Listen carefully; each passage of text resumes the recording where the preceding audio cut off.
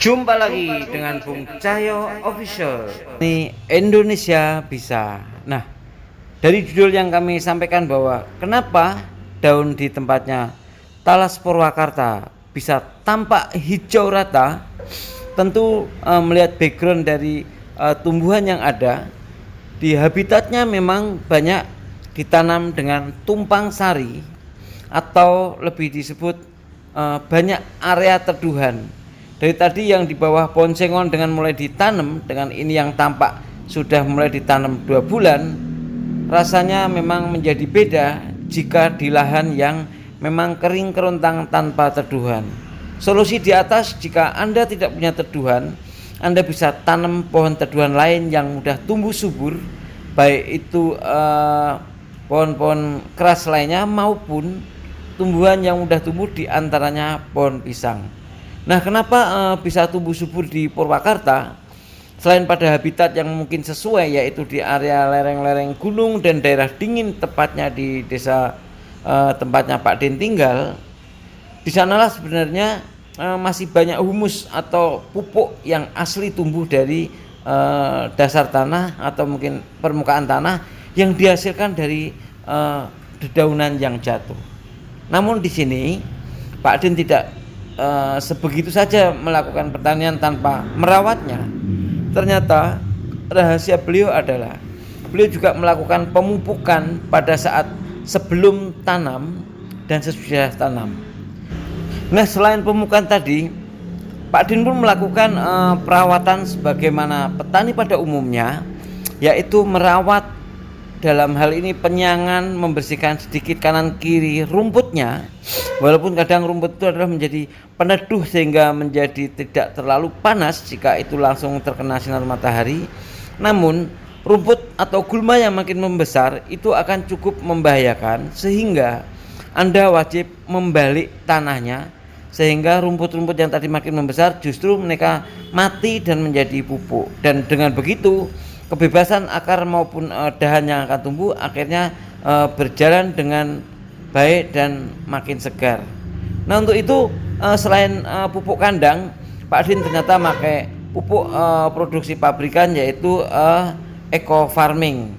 Nah, inilah penampakan daun-daun hijau di ladangnya Pak Din Samsudin di Purwakarta, yang daun-daunnya sudah cukup besar dan sudah berusia, dan waktu lalu sudah dipraktekkan dengan ditimbang. Ternyata dari sebuah cerita yang satu pohon itu bisa timbul 1 kilo, ternyata dari hasil yang dipraktekkan Pak Din ini, satu pohon dengan 4 daun alhamdulillah bisa mencapai 0,5 kilo atau mungkin setengah kilo.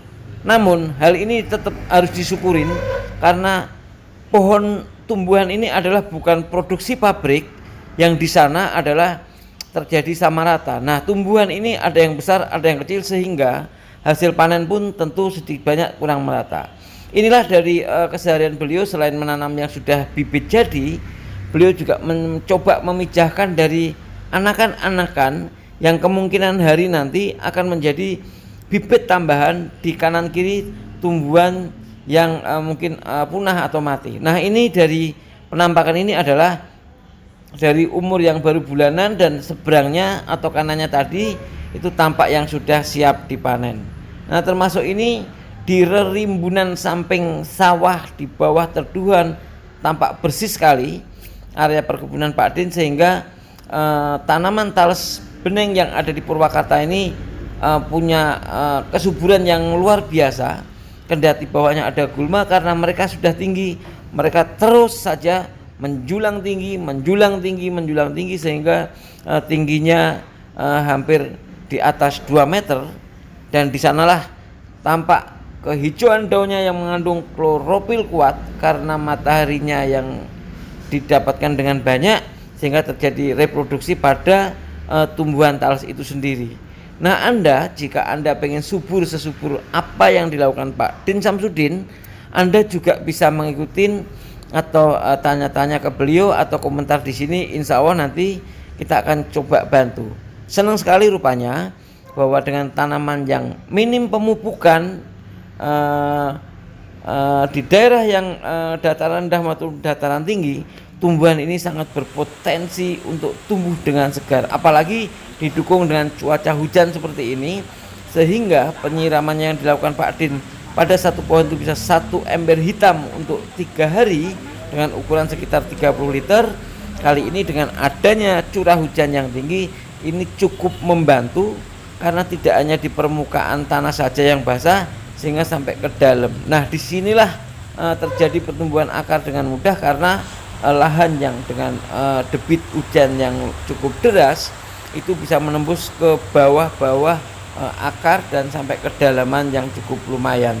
Nah, untuk itu seperti kita lihat seperti ini Pak Din lagi memanen, yang memang setelah masa pensiun itu menekuni tales bening ini sudah mulai menampakkan hasilnya dengan memetik perdana dari apa yang beliau pelihara, yaitu tales bening, yang kebetulan beliau ini di awal ternyata dengan bibit yang standar dari Banten itu bisa menghasilkan daun yang optimal. Nah,